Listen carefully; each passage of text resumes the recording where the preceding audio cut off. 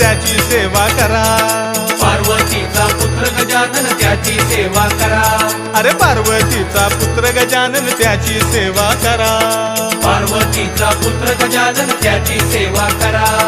Gajanana Gajanana Parvati Nandana Morya Gajanana.